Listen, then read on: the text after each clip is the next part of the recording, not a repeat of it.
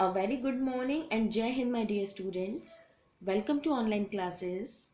Students, in our last class, we have completed our fifth chapter, which was algebraic expressions and factorization. Now, today we are going to start chapter number 7, commercial mathematics. Okay so students इस chapter में हमें क्या क्या पढ़ना है इस chapter में हमें वेरिएशंस पढ़ने हैं, वेरिएशंस के टाइप्स पढ़ने हैं, प्रॉफिट लॉस जो आपने लास्ट क्लास में भी पढ़ा था उसके आगे का थोड़ा कॉन्सेप्ट है यहाँ पर, डिस्काउंट हमें पढ़ना है, थोड़ा सा हमें टैक्स और जीएसटी के बारे में भी पढ़ना है. ठीक है, तो स्टूडेंट्स हम स्टार्ट करते हैं. और ये चैप्टर ऐसा है कि इसके सारे कॉन्सेप्ट्स आपको अपनी डेली लाइफ से रिलेटेड लगेंगे. जो भी आप क्वेश्चन करोगे आपको लगेगा कि ऐसा हमारे साथ डेली लाइफ में होता है. ठीक है, आपको कहीं ना कहीं ऐसी प्रॉब्लम्स अपने डे टू डे लाइफ में दिखेंगी. ठीक है, तो हम स्टार्ट करते हैं स्टूडेंट्स. कमर्शियल मैथमेटिक्स का पहला टॉपिक विच इज वेरिएशन. तो आपको एज इट इज लिखना है कॉपी में, थोड़ा सा थ्योरी पार्ट भी. So the first topic is variations. What are variations? Variation का मीनिंग आपको पता होगा, नाम से ही समझ में आ रहा है. Variation means change. ठीक है, किसी भी चीज का चेंज. तो यहाँ पर हम किस चेंज की बात कर रहे हैं स्टूडेंट्स?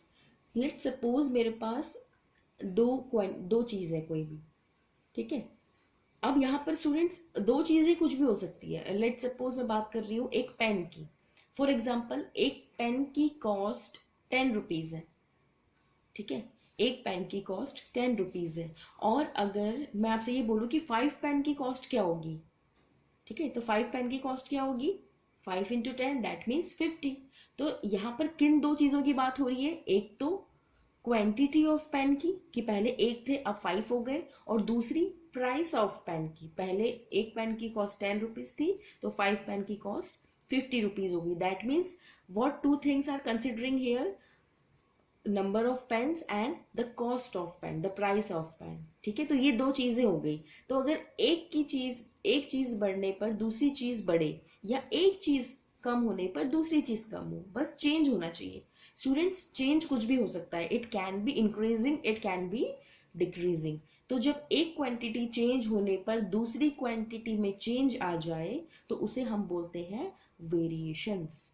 ठीक है, तो इसके हम क्वेश्चंस करेंगे तो आपको और क्लियर होगा. तो हम इसके डेफिनेशन क्या लिखेंगे? If we change the value of one quantity, the value of one quantity,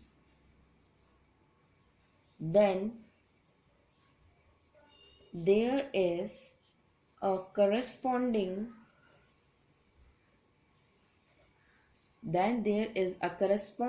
change in the value of the other quantity. ये होती है डेफिनेशन वेरिएशन की. ठीक है, और ये क्वांटिटी क्या होगी ये डिपेंड करेगा हमारे क्वेश्चन पे. ठीक है, ये क्वांटिटी कुछ भी हो सकता है, किसी भी चीज की प्राइस हो सकती है, किसी भी चीज के नंबर ऑफ थिंग्स हो सकती है, स्पीड हो सकती है, डिस्टेंस हो सकता है, टाइम हो सकता है, कुछ भी हो सकता है स्टूडेंट्स. ठीक है, इसलिए क्वांटिटी हमने लिखा है एक जनरलाइज्ड फॉर्म में. ठीक है, तो if we change the value of one quantity, एक को चेंज करने पर दूसरे में भी अगर चेंज आता है तो वो होता है वेरिएशन. ठीक है, सो वेरिएशन की डेफिनेशन तो ये होगी. अब हम लिखेंगे टाइप्स ऑफ वेरिएशन.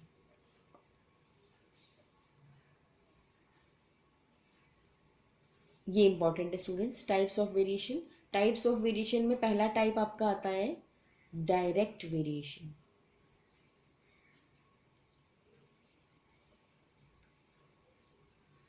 अब डायरेक्ट वेरिएशन का पहले मतलब समझ लेते हैं, फिर इसकी डेफिनेशन लिखेंगे.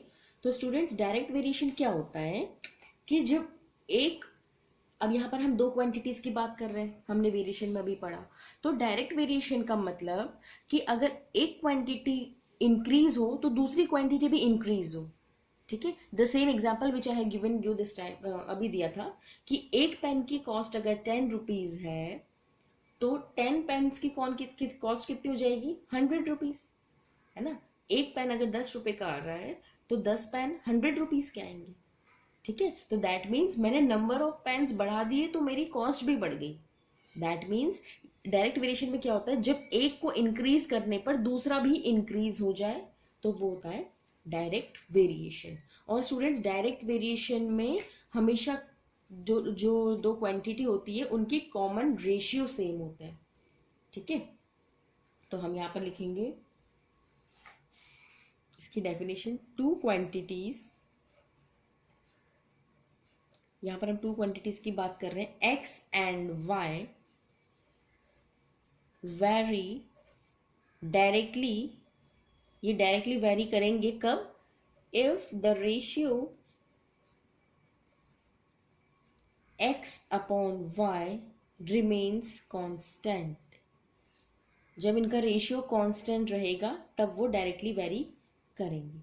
ठीक है, और मतलब that means x and y is equal to, ये कांस्टेंट है तो कांस्टेंट का नेम मैं लेट सपोज k लिख देती हूँ, k is constant here and what is k, k is called the constant of variation.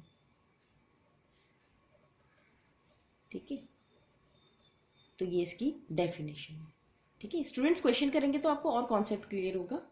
अभी हम सेकंड पार्ट पे चलते हैं। सेकंड पार्ट इज इनवर्स और इनडायरेक्ट वेरिएशन।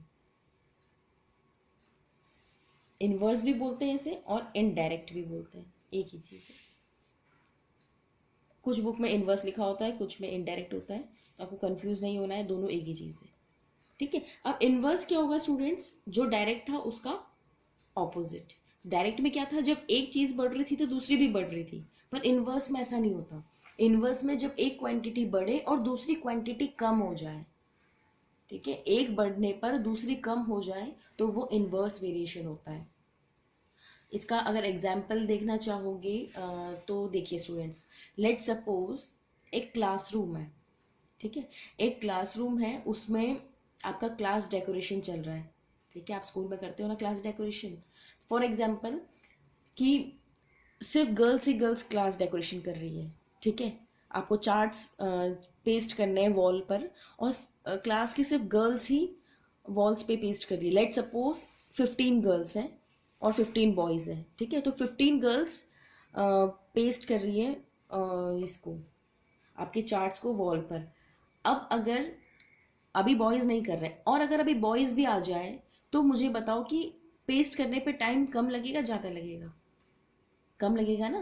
पहले सिर्फ गर्ल्स गर्ल्स कर रही थी तो वो ज्यादा टाइम में पेस्ट करेगी। अब अगर बॉयज भी ज्वाइन कर लेंगे उन्हें तो नंबर ऑफ पीपल ज्यादा हो जाएंगे, 15 + 15 30 हो जाएंगे। तो 30 लोग अगर एक ही काम को करेंगे तो वो कम टाइम में खत्म कर देंगे ना।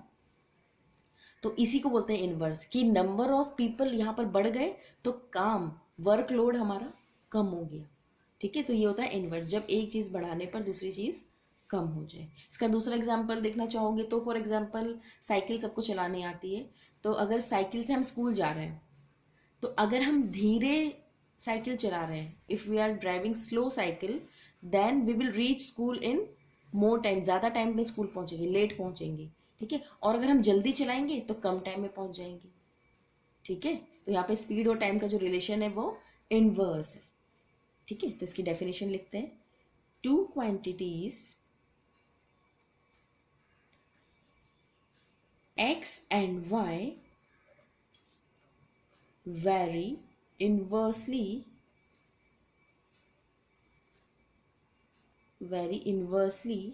if the product, यहां पर रेशियो था ना स्टूडेंट्स, यहां पर रेशियो था दोनों को डिवाइड करने पर, यहां पर हम प्रोडक्ट करते हैं। If the product x y remains constant, that means if the product xy remains constant, that means x into y is constant k। ठीक है, तो ये डेफिनेशन थी डायरेक्ट और इनवर्स वेरिएशन की। आपको ये एज इट इज कॉपी में लिखना है। और स्टूडेंट्स, ये जो हमने थ्योरी लिखी है पूरी, ये 7.1 और 7.2 में यूज आएगी। ठीक है, 7.3 से मैं नया आपको फॉर्मूलेज लिखवाऊंगी। ठीक है, तो अब हम स्टार्ट करते हैं हमारी एक्सरसाइज 7.1। तो 7.1 में क्या दिया हुआ है, सबसे पहले नाउ विल स्टार्ट एक्सरसाइज 7.1। 7.1 में सबसे फर्स्ट क्वेश्चन, फर्स्ट मैं आपको कराऊंगी, सेकंड बी पार्ट आप खुद करेंगे।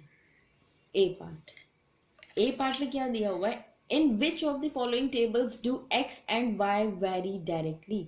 स्टूडेंट्स यहाँ पर एक टेबल गिवन है, अ टेबल इज गिवन, ये x है, ये y है, 6, 10, 14, 18, ठीक है, और वैल्यूज दिए 4, 8, 12 और 16, ठीक है, ये वैल्यूज गिवन है। अब हमें ये चेक करना है कि ये डायरेक्टली वेरी कर रही है नहीं कर रही है। तो आपको अभी पता है, अभी हमने लिखा कि कौन कब वेरी करती है डायरेक्टली, जब x अपॉन y कांस्टेंट होती है। दैट मीन्स x और y का अगर मैं रेशियो ले लूँ, स्टूडेंट्स ये x की वैल्यू है तो उसके करस्पॉन्डिंग y की वैल्यू ये है। ये टेबल को पहले समझ लो, x की वैल्यू अगर 10 है तो y 8 है, x की वैल्यू 14 है तो y 12 है, x 18 है तो y 16 है। तो हमें चेक करना है कि ये डायरेक्टली वेरी कर रही है या नहीं कर रही है। इसका मीनिंग ये है कि बाय डेफिनेशन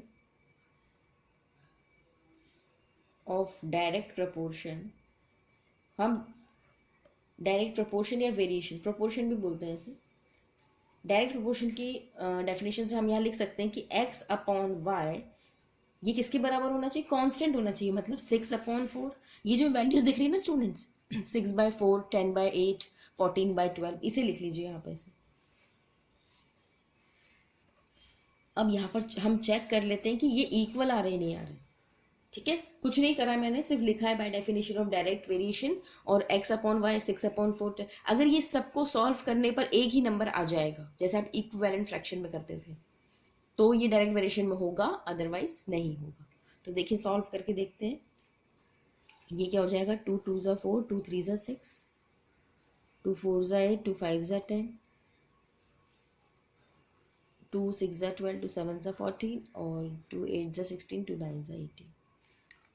तो यहाँ पर चेक करते हैं x और y किसके बराबर आ रहा है, 3/2, यहाँ आ रहा है 5/4, 7/6, 9/8। क्या ये सेम दिख रहे हैं? No, they are not same, सब अनइक्वल है एक दूसरे के, ठीक है। यहाँ पर अगर सेम सेम आंसर आ जाते हैं ना सबकी कैंसिल करने के बाद, तो हम बोल देते हैं कि वो डायरेक्ट वेरिएशन में, पर यहाँ सेम नहीं आ रहे, तो हम बोल देंगे hence the ratio of the numbers are not same, they are not in, या तो डायरेक्टली, यहाँ पूछा है ना कि डायरेक्टली वेरी कर रहे हैं नहीं कर रहे, so no they are not varying directly vary ये नहीं कर रहे हैं स्टूडेंट्स, ठीक है, क्योंकि रेशियो इनका सेम नहीं है, के की जो वैल्यू है विच इज नॉट सेम। चलिए मैं सेकंड क्वेश्चन भी करा देती हूँ, क्योंकि ये डायरेक्टली वेरी नहीं कर रहा है तो आप कंफ्यूज हो जाओगे कि सेकंड वाला कैसे करेंगे। तो will do B part also. B part का टेबल भी मैं ड्रॉ कर लेती हूँ। This is x, this is y, 5, 8, 12 and 15, और इसकी करस्पॉन्डिंग वैल्यूज हैं 15, 24, 36, 45, ठीक है। तो अगर ये डायरेक्टली वेरी कर रही है, that means x upon y किसके बराबर होना चाहिए, 5/15, 8/24, 12/36, 15/45। अब इसे हम क्या करेंगे, कैंसिल आउट करके देखेंगे स्टूडेंट्स। 5 1 ज़ा 5, 5 3 ज़ा 15, 8 1 ज़ा 8, 8 3 ज़ा 24, 12 1 ज़ा 12, 12 3 ज़ा 36, 15 1 ज़ा 15, 15 3 ज़ा 45। दैट मीन्स यहाँ पर मुझे तो सब कुछ सेम दिख रहा है, 1/3, 1/3, 1/3, 1/3, ठीक है। तो हम यहाँ लिखेंगे hence the ratio of x and y are same, so they are in direct variation। Direct variation में है ये सारी वैल्यूज, ठीक है, ऐसे ये डायरेक्ट वेरिएशन में आ गई। चलिए अब चलते हैं सेकंड क्वेश्चन पे।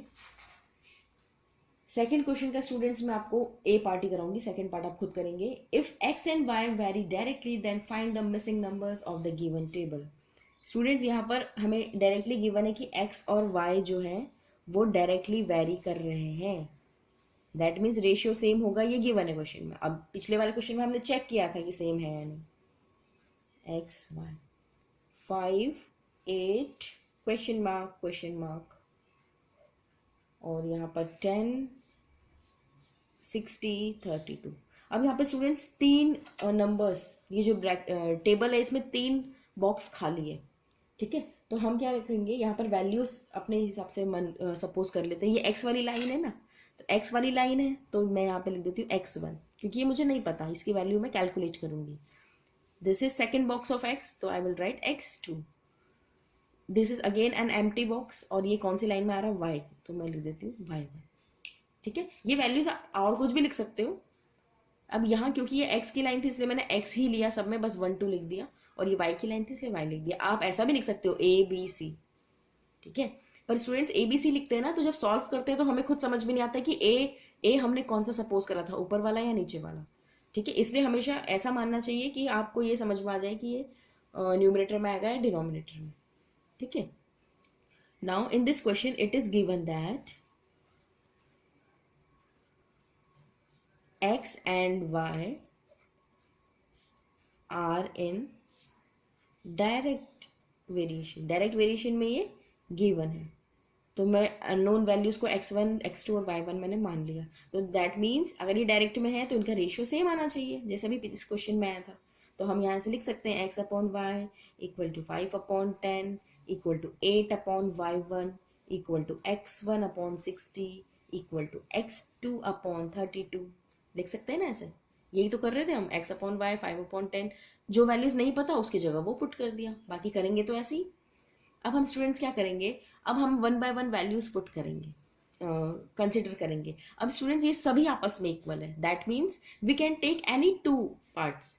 मैं इन दोनों को कंसिडर करती हूँ क्योंकि मुझे y1 निकालना है ना. अगर मुझे y1 की वैल्यू कैलकुलेट करनी तो भूल जाओ इन सबको, सिर्फ इसको देखो. क्या इसमें आप linear equation in one variable वाला कॉन्सेप्ट लगा सकते हैं, क्रॉस मल्टीप्लाई करके यहाँ से y1 निकल जाएगा. ठीक है, तो सबसे पहले let us consider 5/10 equal to 8/y1. इसे सॉल्व करोगे स्टूडेंट्स तो क्या आएगा, cross multiply 5 into y1 equal to 8 into 10. Cross multiply ऐसे ही होगा, तो y1 इक्वल टू क्या हो जाएगा 8 इंटू 10/5. 5 यहाँ मल्टीप्लाई में तो यहाँ डिवाइड में, 5 1 5 5 2 10. तो y1 की वैल्यू आ गई स्टूडेंट्स 16. ठीक है, y1 यहाँ पर मेरा 16 आ गया. अब मुझे क्या कैलकुलेट करना है, we have to calculate next unknown quantities x1. तो x1 के लिए क्या करूंगी स्टूडेंट्स, इसे भूल जाओ, इसे और इसे भी, सिर्फ इन दोनों को देखो. यहां से x1 निकल सकता है, क्रॉस मल्टीप्लाई करूंगी. ऐसे भी कर सकते हो स्टूडेंट्स, अब तो आपको y1 भी पता चल गया ना. ठीक है, कर सकते हैं, यहाँ 16 लिख दो जो आप हमारी वैल्यू आई, बट वो थोड़ा सा लेंथी हो जाएगा क्योंकि 16 60 बड़े बड़े नंबर है. इससे बेटर है आप ये लीजिए, क्योंकि सब इक्वल है तो आप किसी भी को ले सकते हैं. तो फर्स्ट और थर्ड को ले लो. 5/10 इक्वल टू x1/60. अब इसको क्रॉस मल्टीप्लाई करेंगे तो हमारा x1 निकल जाएगा. तो यहाँ पे लिखते हैं 5/10 इक्वल टू x1/60. ठीक है, अगेन क्रॉस मल्टीप्लाई, तो this implies that it will become 10 into x1 equal to 5 into 60. तो x1 की वैल्यू 5 into 60/10, x1 की वैल्यू 30. ठीक है, अब हमें तीसरा अननोन क्वांटिटी क्या है, x2 इज अननोन. अब x2 कैसे कैलकुलेट करोगे, अब इसे भूल जाओ, इन दोनों को, इसे देखो बस, 5/10 और x2/32. Now we will consider 5/10 equal to x2/32. आप ये वाली वैल्यूज भी ले सकते हो स्टूडेंट्स. अब आपको x1 पता चल गया है तो यू कैन पुट 30 हियर. इन दोनों को भी लग सकते हो, 30/60 इक्वल टू x2/32. पर वो मैंने इसलिए नहीं लिया क्योंकि वैल्यूज धीरे धीरे आप देखोगे ध्यान से कि वैल्यूज बढ़ती जा रही है, तो बढ़ती जा रही है मतलब मुझे ज्यादा मल्टीप्लाई करना पड़ेगा. तो इससे बेटर है कि आप सबसे छोटी वैल्यू के साथ कंपेयर करो, वो आपको सॉल्यूशन आपका ईजी हो जाएगा. ठीक है, again we will cross multiply, तो हो जाएगा 5 into 32 equal to x2 into 10. ठीक है, 10 नीचे चला जाएगा तो 5 इंटू 32/10 इक्वल टू x2। 5 2 ज़ा 10, 2 1 ज़ा 2, 2 6 ज़ा 12। तो x2 की वैल्यू आ गई, wait students, 5 into 32 equal to 10 into x2, तो यहाँ पर 10 नीचे चले गया, 16। x2 की वैल्यू आ गई 60। ठीक है, अगर आप ये सोच रहे होंगे कि x1 तो 30 था, x2 16 कैसे आ गया, तो यहाँ पर ये भी देखो स्टूडेंट्स, y भी यहाँ 30 था और y 32 आ गया। पहले 60 था फिर 32 आ गया, तो y भी तो कम हुआ, y कम हुआ तो x भी कम होगा। ठीक है, इसलिए तो x2 की वैल्यू 16 है। ओके स्टूडेंट्स, चलिए तो आज के लिए इतना ही। आप इतना कॉपी में कंप्लीट करेंगे और हम नेक्स्ट क्लास में, जो हमारी वेडनेसडे को नेक्स्ट क्लास लगेगी, उसमें हम क्वेश्चन नंबर 3 से स्टार्ट करेंगे और ये एक्सरसाइज कंप्लीट करेंगे। Okay, so that's all for today. Have a good learning.